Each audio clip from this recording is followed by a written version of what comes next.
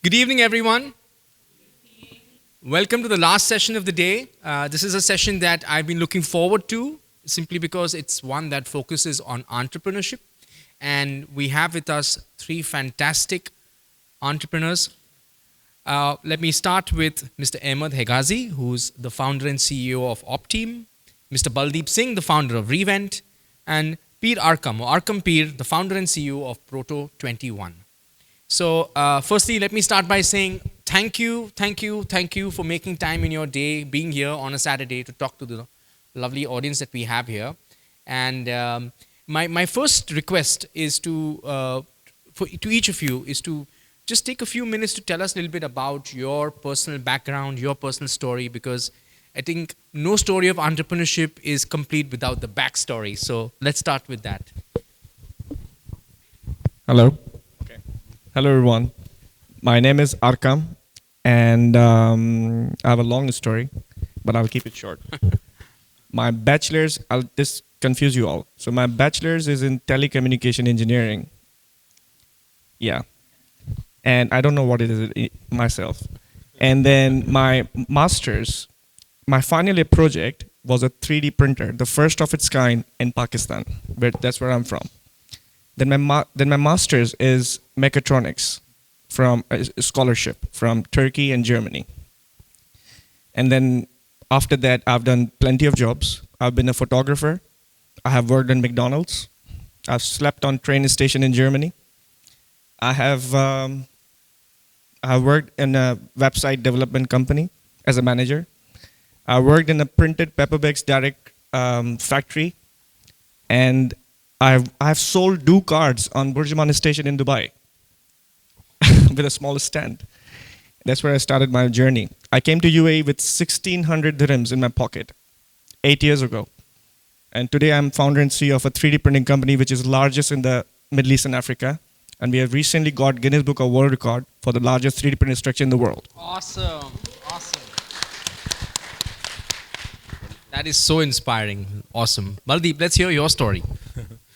Thank you everyone for being here. I'm extremely humbled to be here and sharing my story this evening.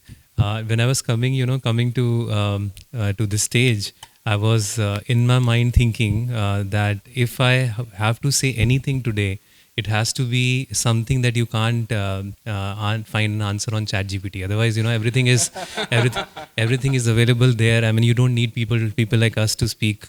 So I'm going to kind of just curate everything. Long story short, all the things that market opportunity, big stuff. You can find everything there, right? Anything that I have figured out in my life, which has come rightly through experience. And with a disclaimer that it is my journey, and you have to, obviously every journey is unique. You have to just figure out if something has not worked for me, that doesn't mean that it perhaps it will not work for you also, because many execution capabilities of people, etc., are very, very different. So long story short, I've been in the region for almost 5 years now, 6 years actually. Was doing a mix of consulting and full-time roles. My last full-time role was with a company called noon.com. You might be aware. I spent 3 years there. I got the opportunity to build a pre-owned electronic business. They called it as re-commerce business internally for them from scratch for UAE, Saudi Arabia, and Egypt. When I say pre-owned electronic business, it's more like a business around used, refurbished products. I mean, think about yourself as, let's say, a Noon consumer. You order something from Noon, and the order comes to your doorstep. You open the box, you glance at the item, and you say, "Yalla, I don't like the color." You return it back. And you know what happens to such items? Because you open the product, it goes back to Noon, and the seller, from where it came from, the seller refuses to take it back. It will tell Mr. Noon, "I gave you a completely sealed box. I can't take it back." So such items get purchased by Noon, and those items, because they cannot be sold back online, they kind of are put somewhere in one corner of the warehouse. And when I joined Noon, almost like 3 million such items were there, and the task at hand was, can we do something about them? So we created a brand called Renewed by Noon. If in case you go to UAE or Saudi website, you'll find that brand. We created a business like this around this almost like $30 million business for them for 3 years before starting Revent, which is my current company when I came out in 2022. What I currently do at Revent is we provide these pre-owned electronic devices on to businesses on monthly subscriptions. That's my story. I'll pause here and we'll probably keep talking. Maybe I'll. Before this, just one liner. I spent almost like 10, 12 years back in India, largely into e-commerce companies like Walmart, Rocket Internet, etc., etc. That's about me. I'll pause here. Awesome. Ahmed, let's hear your story. Yeah. You can hear me fine, right? Yes. So hello, my name is Ahmed. I'm the CEO of Opteam. Okay, so my story. I was born and raised in Canada. Actually, a lot of where I am today, I gotta say, is a result of my experience as a kid, maybe around your age kids, over in Canada. I was, very short, kind of bigger kid. I got bullied a lot as a kid, unfortunately. And I learned very early, like, the lesson of how to fake confidence, fake it till you make it. You guys have heard fake it till you make it, right? So I adopted that to a very aggressive degree, which worked out in my favor. Fake confidence, fake, it helped me make friends with people, helped me build connections. And then from those connections that I made friends with in Canada is the reason why I'm in Dubai, actually. A friend of mine named Suleiman, we used to play Nintendo in his basement all the time. And he was basically my only friend at the time, And I remember one day my parents said, we're going to go meet Suleiman's family. So we get in the car, we meet his family in a parking lot. And Suleiman's there. Well, again, we're a little bit younger than you guys. And he gives me a bag full of his Nintendo games. And I was like, okay, this is a little bit strange. And then we hug, and then they got in the car and they left. I didn't understand as a kid that Suleiman's family was moving to the UAE. And I was staying in Canada. So they were saying goodbye. And then literally maybe 16, 17 years later, I'm working in Canada, in Toronto, doing my thing. And Suleiman reaches out to me online. I haven't seen him or spoken to him in that long of a time. And he says, hey, what are you doing? I see you're doing sales in Toronto. I hope you're doing good. Why don't you apply to the company that I'm working in, which is a giant software company in Dubai? In my head, I'm thinking, I'm not going to move to the Middle East. Like, I spent my whole life in Canada. I don't really know much about it. But you know what? I did the resume and I sent it over to him with very little expectations. And fast forward, interview, ended up getting the job. And then I moved to Dubai. So that relationship that I had as a kid playing Nintendo was the biggest influence on my trajectory into my career. And that's really the reason why I'm here. I know there's hard work and people tell you the secret to success is cold showers, wake up at 5 a.m., read books. For me, it was playing Nintendo. And it worked out pretty well. Yeah, so not so bad. Anyway, that's my story of where I'm here in a nutshell. And yeah. Awesome.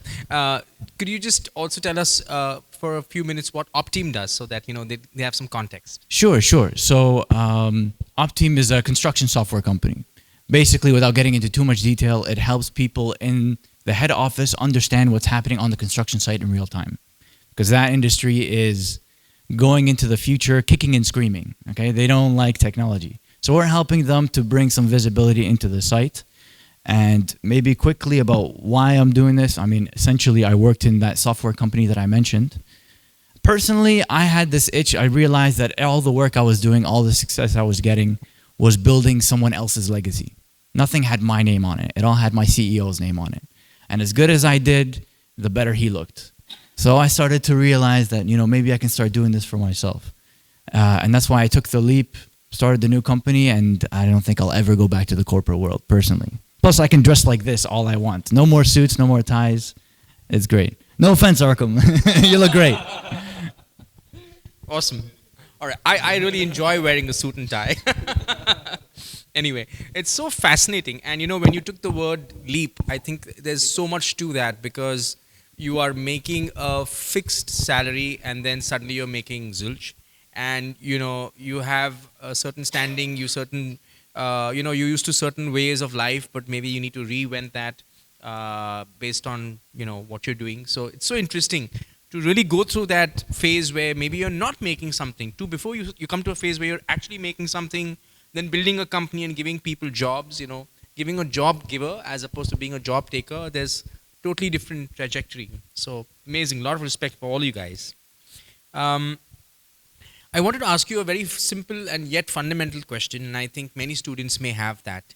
So they might be thinking, should I first get some work experience and then think of, getting into my own startup? Or should I start young? And if they start young, how do they manage the risk that comes with, building a startup? Love to hear your view on that. Okay, that's a very interesting question, and I was expecting one. First thing first, the question is that do I start with my startup or should I get a work experience? Right. It's Correct. nothing to do with both of them. Okay. The actual is to have a discipline. So whatever gives you discipline, see, you cannot be an employer if you don't know how to be an employee. How can you lead when you don't know how to follow? Right? So you cannot teach until and unless you don't know how to learn yourself. So what I'm trying to say is, during your education, like when I was in my school, college, and university, anybody would walk in the classroom like a professor that we have does anybody knows Photoshop? And I was like, I know it. And I didn't know what it means. I will go all night, wouldn't sleep until the morning, learn it, and get the job done. That's what my attitude was in my college, university, school, all this time. I was in every extracurricular activity that would exist out there. I was famous for hanging around outside, but still I would make my grades in. Please understand one thing. There's a whole thing out there, college dropout. And I hate this ideology.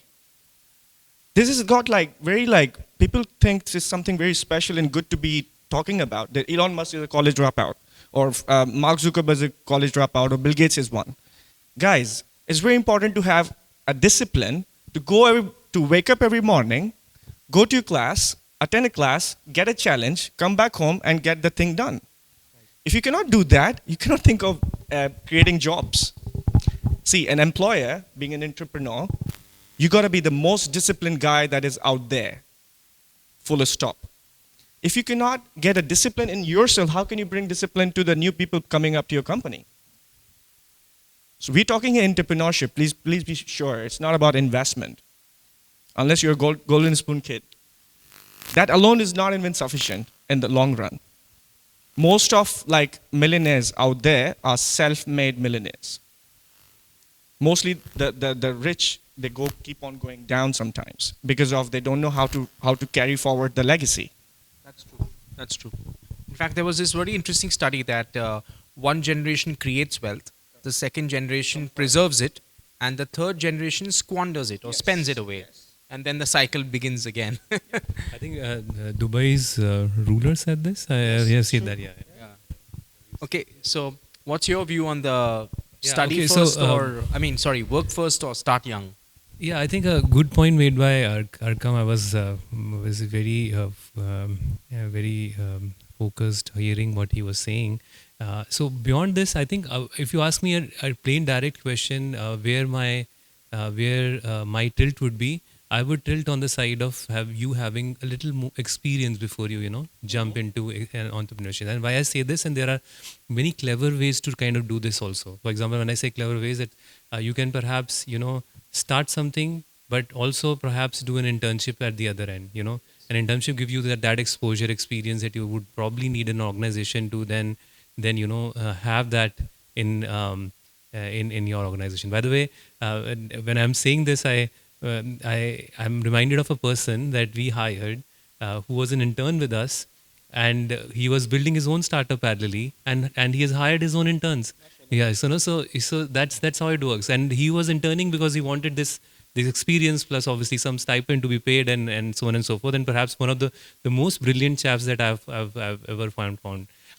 So it works that way. So my answer will be a little more tilted towards you having experience. And personally speaking, how experience helps is that let's say if you have an idea that you are completely passionate about, and you know that there are 10 things that you need to do to kind of make this idea a success. Experience will tell you not to jump on this head on, thinking that you have all the energy in the world to kind of have all those 10 dots join.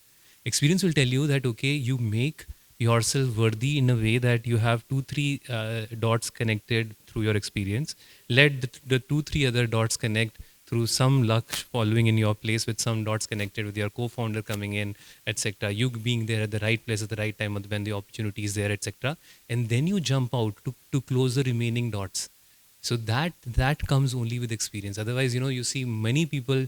You ask ChatGPT today, it'll throw you some great ideas. Yesterday, YC, I don't know whether you follow YC. They came up with a list of these startups that they will eventually fund. So there are 10 areas that are listed there of the startups that if you do it and you apply to YC, they'll fund you, and obviously they'll see the team. So that way experience plays a very, very important role. I'll pause here maybe. Awesome.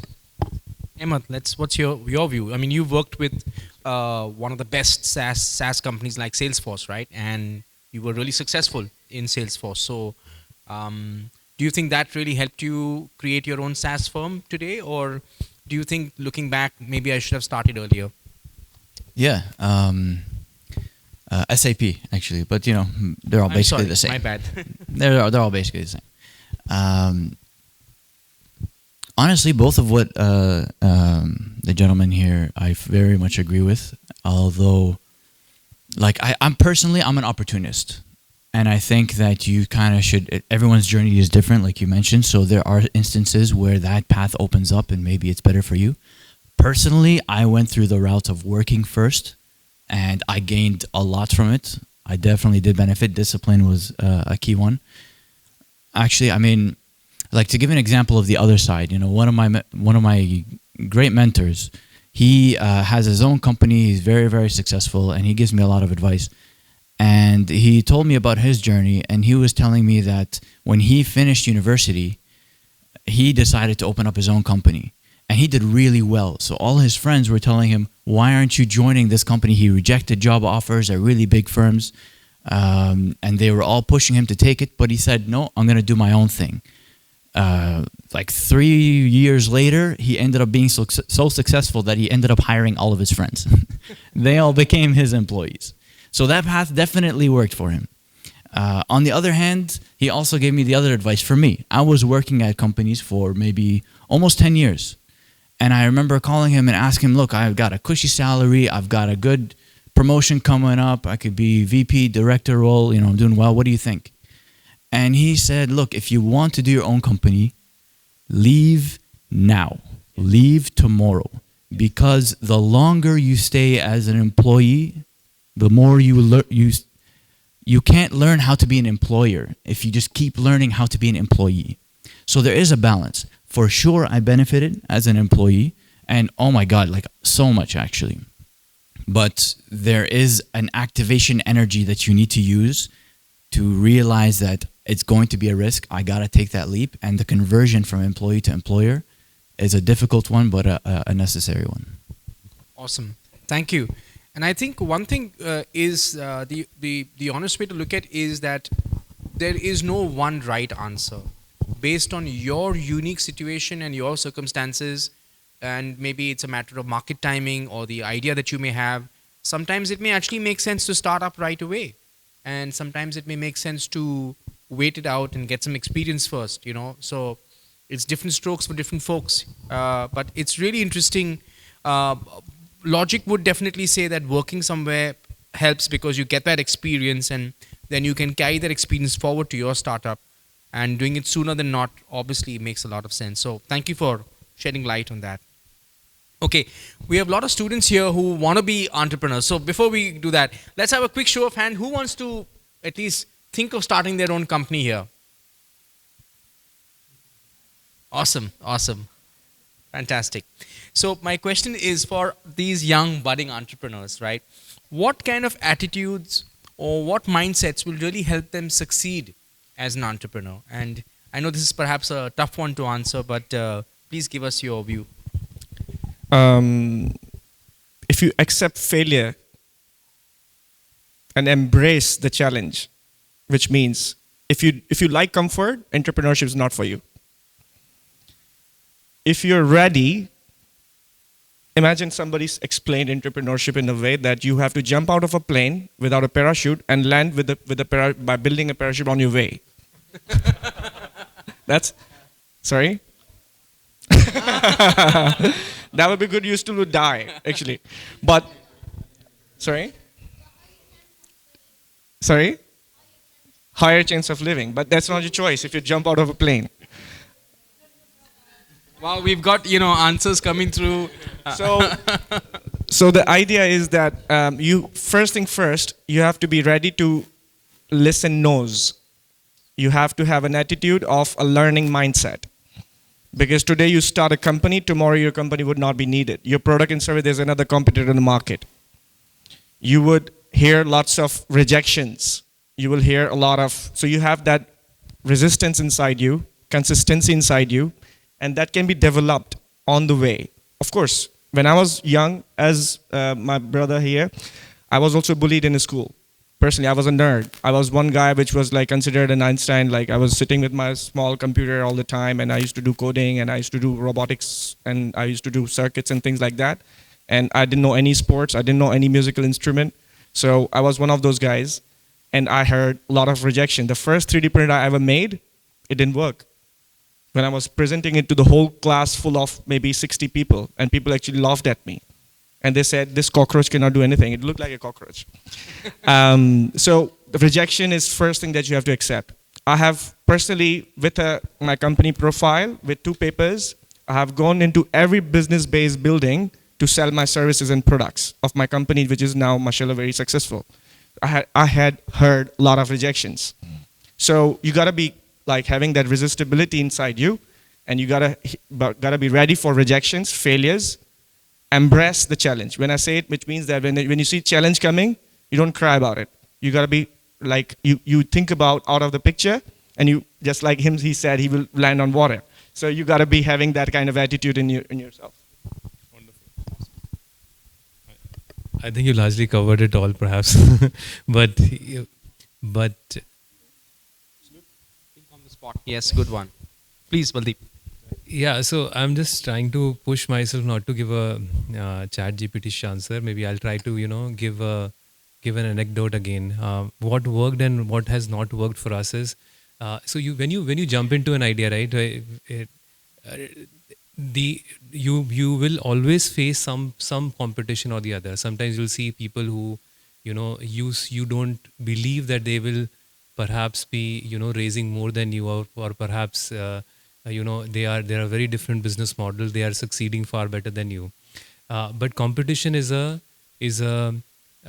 what to say, is a huge validation on what you're trying to do. That's the other way to look at, and that kind of defines you, just like he was saying, right? That you need to kind of be open to embrace any kind of changes that come across your way. And that's a very, very important skill for an entrepreneur, because I see many of my fellow entrepreneurs, they just lose the interest in the idea the moment they see someone come out with perhaps a larger chest size, etc., etc. They are executing faster, and things start to become south for them.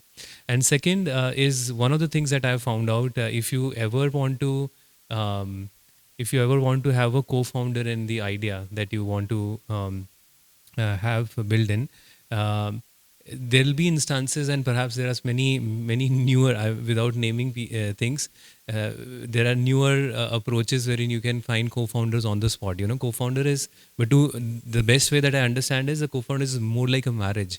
Today, my co-founder knows me almost at the same level of my wife. It's like that. It's like that deep discussion wherein or a relation wherein he knows when I get triggered emotionally, and when he needs to be calm for a certain things, despite holding a particular very, very strong view, so that the entire thing carries on. It's a very, very different relationship. So choose the co-founder wisely is one of the other things that perhaps you need to have a very keen eye on choosing the right person, because the relation is like that. It's a much more deeper relation than just dating someone and perhaps saying that, okay, let's start something together. Yeah, these are the two things that comes to my mind right now. Yeah. Awesome. Yeah, I think for me, there's three things to keep in mind. The first is self-awareness. If you have self-awareness, that will benefit you greatly in that journey, because especially if you start with an idea, a lot of founders fall into the trap of falling in love too deeply with their idea, because oftentimes you'll start with an idea and then you'll bring it out to the world, and the world will tell you it's not quite right. You need to change this thing, or you need to pivot. You need to do this, and you have to not have the let's say the ego, or fall in love so deeply that you refuse to change. You will be told that you have to change something, and you have to accept it, and you should move in that direction. The second thing is what Arkam mentioned, which is discipline, for sure. Because you might have a lot of fun on that journey, but in order to do it, there are for sure things that you won't want to do that you have to do it. And that part is a muscle you have to build. The muscle of like, I don't want to do this thing, but I have to do it. Like you, for example, in the last chat, you said you're a solo animator, right? You like animating, obviously you have fun with it. Is there anything in the animating process that you're like, this part's boring, but you have to do it? You have to do it, exactly. That is fantastic, the fact that you're doing that now, because that's a very hard thing for a lot of people to do, is to find that obstacle and keep going. The third thing I would say is, okay, can we do the hands thing again? How many of you want to be entrepreneurs? Put them up, put them up, put them up. Okay, now for those, keep them up. For those that want to be entrepreneurs, how many of you know what you want to be an entrepreneur in? Okay, there's 1, 2, 3. Okay, now for those that have them up, how many of you are doing it now? Okay, 1 and 2. That's excellent. That's basically the last piece of my advice. There is nothing stopping you from starting now. In school, while you're working, whatever you want. When I was working, I started as well. There's a lot of excuses not to start, but there's every reason to start today. Awesome, awesome. There's this one really popular global MC who MCs a lot of events, and his personal mantra is start now, start simple. So it makes a lot of sense. There's so much inertia that we face, and sometimes that inertia could come from our own fears and insecurities. So it's so important to move beyond that, have that courage and that self-belief, which also goes well with self-awareness, the point that you raised. So it's so important. Okay. Gentlemen, we're going to move to a very interesting part of the discussion, which is a quick fire round. And to keep things fair, we'd like each one to get a chance to go first, right? So for the first question, maybe you can go first. For the second one, okay. Baldeep, you can go first. And for the next one, Ahmed, you can go first. Okay. So this is my question to you. Give me the most instinctive answer that comes to your mind, right? Let's keep it snappy. What do you value most in freshers? Nothing. That's very honest. Value in freshers, nothing. Their energy, I think. Energy, passion. Energy. Yeah. 1,000,000% energy. Energy. Even if you suck at your job, that's okay with me, as long as you have the energy. Awesome. Okay. So Baldeep, maybe you can go first, okay? This is a self-introspection question, okay?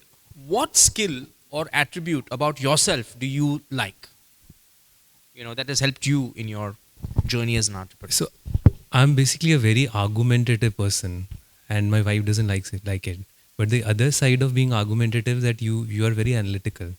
That's a side that has helped me a lot. Okay. Yeah. Ahmed.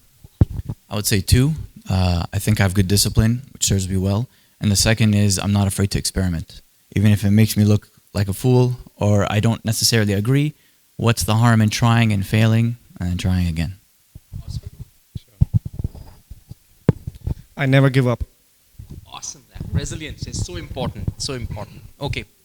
Ahmed, now you can go first. All right. What's the biggest mistake? Now, some people may want to take a job, right, before getting into entrepreneurship. And let's say at some point they will be at that point where they want to go for an interview. So my question is, what's the biggest mistake someone can make in an interview? In an interview? Yeah. Not being authentic. Don't be authentic. Be authentic. Show your true self. And if that true self is accepted as part of the culture, like it's a decision on both ends. show your true self, see if you like that true self likes the environment, and the environment will see if it meshes with you. It's me. The one who doesn't believe in himself. Okay. So that's one red flag. That is no Lack of self-belief. lack of self-belief, confidence. Yeah, almost the same. I think a person who shows up and within the first seconds itself he's not himself is something you don't like. All right. Yeah. Okay. Superb. Now, this is a tricky one, and there's again no right answer for this. So let's say you've got a startup, right? And you encounter a challenge, and you have to rely on one thing. So, what would you pay more emphasis on? The people or the process? Myself. Okay.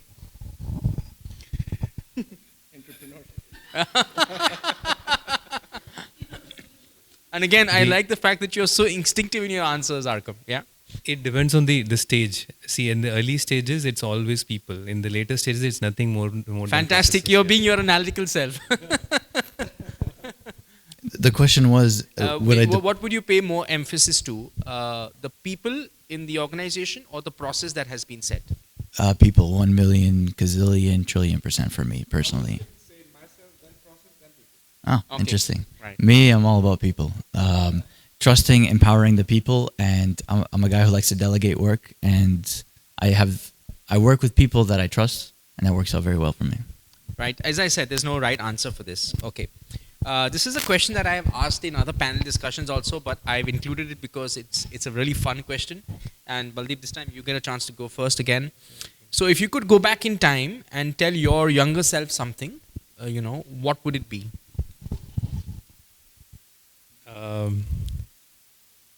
I would tell my younger self that being fearless does not mean an absence of fear. It's about keep moving, doing whatever you want despite fear. Amazing. Wow, I love that. Ahmed?